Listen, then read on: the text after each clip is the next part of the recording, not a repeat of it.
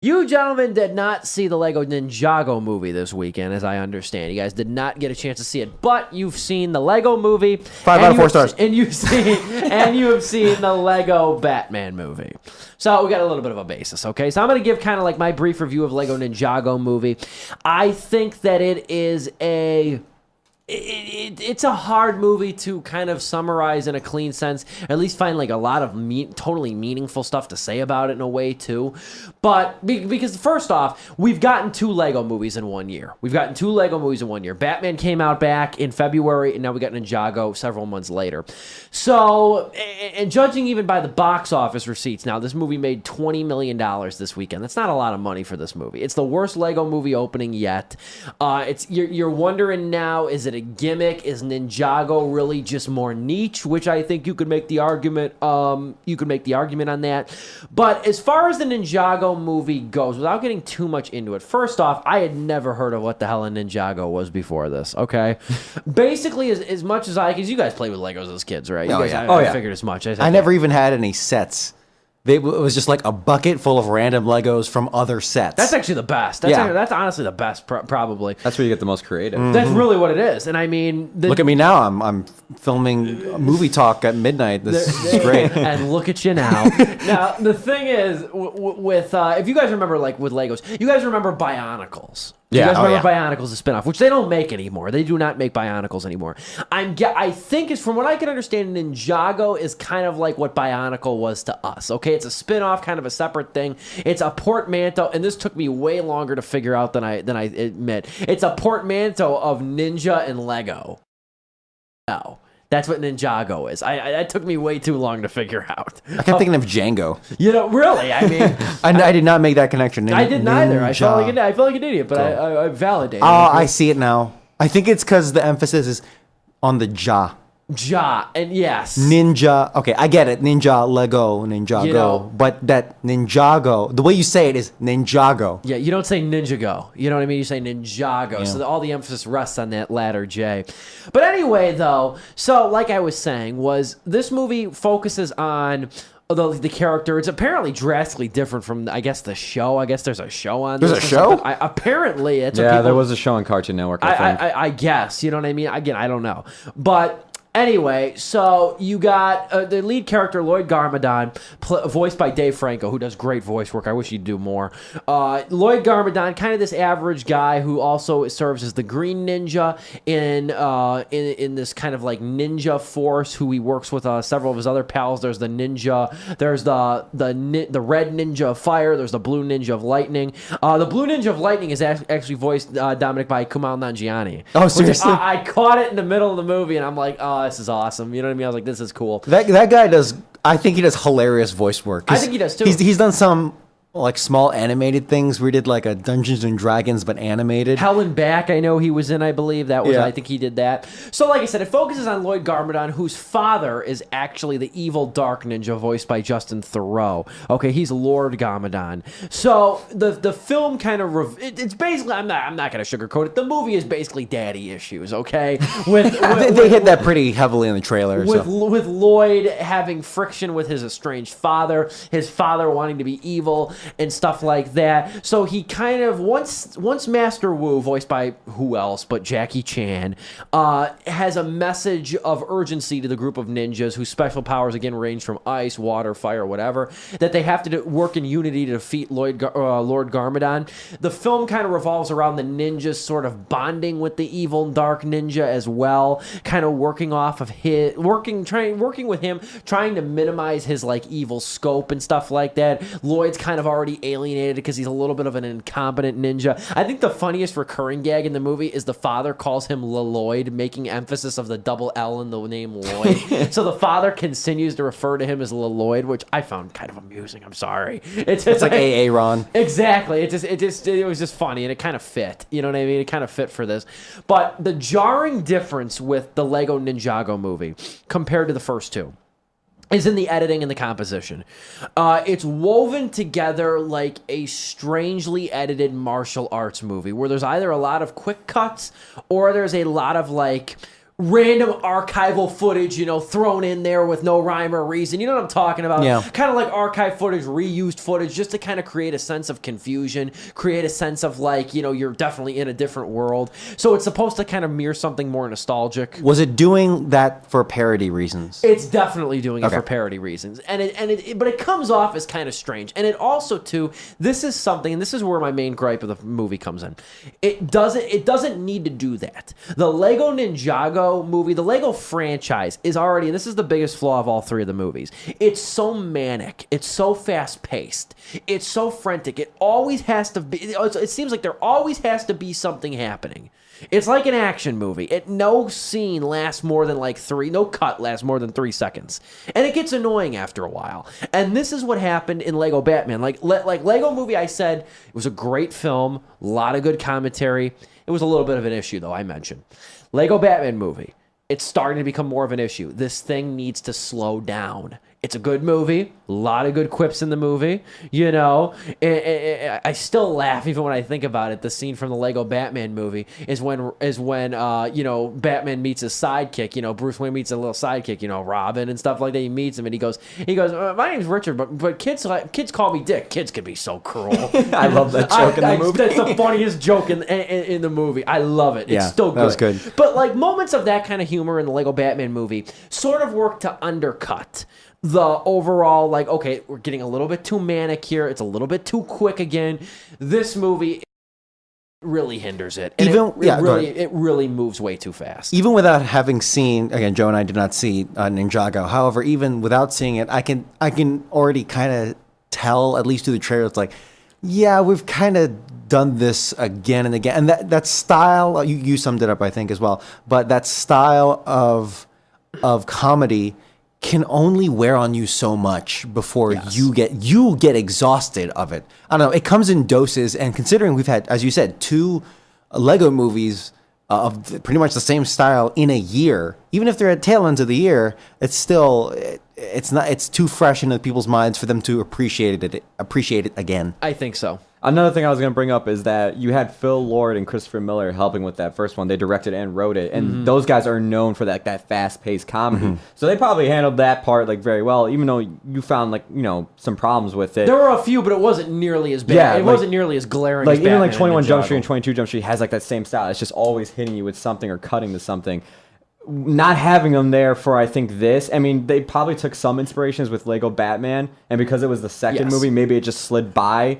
But this one now being the third and in the same year, I could totally see somebody getting weighed down by it. I didn't know that, and that probably explains a lot of it too, because it's trying to come from emulation, and they're trying to copy that formula from someone else. So that secondhand copy just doesn't wind up as well. No, especially when you get 2 movies in the same year. And the other catch too is that I've said this before as well with these movies, is that there's so much effort that goes into the animation of these movies. Okay, they built a whole new system. I don't know if you saw the behind the scenes. They are actually stacking bricks in digital real time. Yes, and I mean, it is insane the amount of detail. You would think, though, they'd want to show the settings and stuff. You would think they'd want to show, I mean, even if there's establishing shots or something, I wouldn't think of them as gratuitous. The damn world is so gorgeous. That's the one thing, even the weaker Pixar movies, Cars 2, Brave, you could argue, The Good Dinosaur, the weaker Pixar movies, you could argue still have a lot of emphasis on atmosphere. The Lego movies, even the first one, didn't totally. Had more than Batman and Ninjago, but it wasn't so disproportionate. There wasn't a disproportion of atmosphere in the movie or environment. And especially in Ninjago, when there's a lot of action, there's a lot of redundant action. So it gets lost in that yet again. And now we're heading into about to be the 4th movie, because there's going to be there's going to be a Lego Batman sequel. The next Lego movie we're going to get is a Lego Movie sequel. There's going to be Ninjago 2. And then they're coming out with some godforsaken thing called the Billion Brick Race in 2 years. So it's there's going to be more of this, and it's and here's what I say, just to kind of end my thoughts. We can go back to you guys, because I know you didn't see it, but I want you guys' thoughts on overall. The other thing is, I said there needs to be a reevaluation of direction with these movies, because if there doesn't happen, these films are going to find themselves downgraded exponentially and back on the bargain bin DVD racks where they once resided. Back when you got direct to DVD Lego movies by like third-rate companies like Toonbox. You know what I mean? That's what's going to happen, I fear, once the the alleged gimmick of these things wears off and people just start getting sick of the frantic pacing. It just I didn't even know those sequels were in production, but it's kind of clear that they are. And I mean, they're trying to turn it into like almost like a superhero franchise, or at least emulate that superhero model, which you can't do with these style of movies, at least not in such a small period of time. At least with superhero movies, okay, Doctor Strange is completely different from Ant-Man, right? Yeah. So even though, it has that superhero arc, of course, that origin story, we all know it, but at least their powers and their styles are different enough where you can genuinely make different movies out of them. Yes. Like with Captain America and... Spider-Man. Yes, sir, Spider-Man, exactly. But Lego movies, to me, they're all the same they're all the same with different coats of paint, literally. And to an extent, I'm actually okay with that if you give it time, which when these studios are not going to do. No, but I mean, even like, I will say this, though. I will give them credit. The Lego movie came out in 2014. Lego Batman movie came out this year, 2017. So there was a good gap. There really was. Yeah. And that's why when I went, even when Was I it saw 2014? it was. Wow. Yes. I'm thinking of the Oscars because it was nominated for Best Song. And yeah, it was. And it was not nominated. Still, you cannot tell me why that thing was not nominated for Best Animated Feature. And you know what I said before? And this is a bad joke. I'm sorry, okay? But the only thing that I can conclude why the Lego movie wasn't nominated, and we'll know for sure with the Lego Batman movie, if either of these movies, that or Ninjago, gets snubbed, is at the end of the day, the Academy doesn't care about blocked people. At the end of the day. Black Lives Matter. Black Lives Matter, indeed. Okay. Okay. You know, we got that out of the way. I'm sorry. All right, but anyway. So Oscars so round. Oh God, Lord have mercy. Oh my God, that's as bad as the Logan Lucky joke we made. That's funny. But anyway, so that's the thing though. Like you just said, is now they're kind of getting. Again, oh God, another bad pun. They're kind of getting stacked on top of one another. You know what I mean? With the release patterns. So now if like the next Lego movie doesn't come out for another 2 years, maybe it'll be viewed as like an event like the first one. Because I'm just going to say this just to bring up, we're not going to do big industry talk today, but I'll bring this up, okay? This Lego Ninjago movie opened in 4,000 theaters, okay? It opened in 4,000 theaters. It was projected, tracking to grow between 27 million and 44 million opening weekend. It made 21 million. That's grossly low. That's less than 50%, or more than 50%, that less than either of the previous openings for either Lego Batman movie or the Lego movie. So that part of it is Ninjago. Part of it is the Ninjago being sort of a niche thing. But it's also a little bit concerning. It is a little bit concerning, especially considering the fact that this movie got weaker reviews than any of the previous installments, too. It's definitely showing its wear. And the other thing is that the Lloyd character, voiced by Dave Franco, like I said, he kind of feels like another poor man's version of Emmett from the Lego movie. Yeah. You know what I mean? Where it's like another bland, vanilla, everyman character. I was getting that too from the trailer. Again, Yeah, I didn't see it, but I got Same that from the trailer. Same themes, same sort of generic arc. You know what I mean? Like, not a lot of, very vanilla, not a lot of special qualities to him, you know? That's a shame too, because I really like the Lego, just the brand in that franchise overall. Obviously, the actual Lego playsets, but I grew up with the Lego Island Adventure video game. Oh, yeah. You know, where you're the pizza boy and Yep. you're on that island, That's awesome. which is like... help is not the big enough. FBI. Yeah, exactly. It's not big enough to sustain life, but it has like a police department. I don't know. Anyway, and also the video games, like the Star Wars video games. I mean, and Those are other fun. franchises. The Lego Those Star were Wars good. The Indiana Jones video game. Exactly. The Lego Indiana Jones. Slight tangent. I miss when those games were not voiced. Yeah. Yeah, true. Yeah, I agree. I think that took away when you added the voices. That took away all the charm out of those movies. And I think that's what made me apprehensive about the original Lego movie too. Was like thinking about how the way those voices were in the games, in the latter games. I'm thinking like, is it going to be like that in the movie where it's going to just be off? Joe, you're going to say something. No, Sorry. I was just gonna add on to that. I was like, especially when like they do it like the Lego, like a Lego video game based on a movie, Yeah. and they just take direct audio from those movies and just play it in those cutscenes during the game. It's just like it's just not the same. I would rather just- I have might as well silent just- dialogue Yeah. type of thing. Yeah, it didn't. It didn't bother me. The games were great, and I mean the games. I still love like Indiana Jones. The Lego Indiana Jones was always my favorite because I liked whipping things and then hearing the blocks clack together and stuff. Like it was fun. It was very fun. The Star Wars games too. Again, a lot of fun. Very, very, very good games. My favorite is the famous, Luke, I am your father. I forget what the exact quote is, but Luke, I am your father scene. Right? He just holds up a picture of him and Padme back when she was pregnant. It's like. He points at the picture and then points at you, Luke. And then, Luke just because it's silent, right? He doesn't talk. I like that. I know. I think I've seen that when he just points at the picture and then points at Luke. And by pointing, I mean cup with the cup hand. With the cup hands and stuff like that. That's charm. That's awesome. There's some good voice acting in Lego Ninjago. I will say that. Sure. And I don't in the movie. I should say in the movies, I don't care if they're voiced. I don't care. There's some good voice acting. Okay, I said Dave Franco. Olivia Munn is the voice of Lloyd Garmadon's mother. Kumail Nanjiani, like I mentioned before, Michael Pena, Zach Woods, Jackie Chan. Jackie Chan is pretty cool in it as well. Making a comeback. The animation is good. There's a lot of good stuff in this movie in terms of visuals, but it doesn't click. It doesn't work on the same level of self-referential Easter egg laden humor as the Lego Batman movie did. It doesn't work on a commentary level like the Lego movie did, and a true wow, wondrous level of the Lego movie did. And at the end of the day, it really succumbs to its worst feature, which is just the manic, frantic pacing, which they've got to cut that out. They've got to. It's getting to be a real, serious, problematic distraction. Or space these movies out, man. And I think that's what they're going to do. Because, there's no set date for any of this. There's no set date for any of these upcoming movies. But the Lego movie looks like it might get a 2019 release, which is good. If we can gap year, especially after getting 2 in a year, if we can gap year these about maybe another year and a half or 2, I could see going back to Lego Movie 2 and going back in fresh. And I'll just say, too, just an FYI, this movie has 7 credited writers on it, too. Whoa. 7 writers on this Talk about thing. frantic. Man, it only took 2 guys to write that first movie, by the way. Just point that out. And not to mention, too, I'm going to tell you right now, and again, I'm just looking at and stuff. 7 credited writers, 8 people credited for story, and separate people, all separate. No, there's 2 people credited for story that are not credited writers. So that's an extra. Okay. So it's 9 people. You're not looking at 9 people for the screenplay of this. Wow. And 3 directors. And 3 directors. And 3 directors too. Who directed? Who Charlie Bean, Paul Fisher, and Bob Logan. Charlie Bean is the only one that's got any kind of clout because I believe he worked on Ren and Stimpy.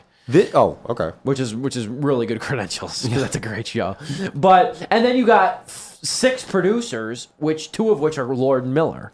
So there's a lot of hands in this movie. I think this felt like a gamble movie in terms. The studio is gambling. Okay, can this stand the test of 2 in a year? Will people flock to see this because the Lego brand is strong enough? And we had that.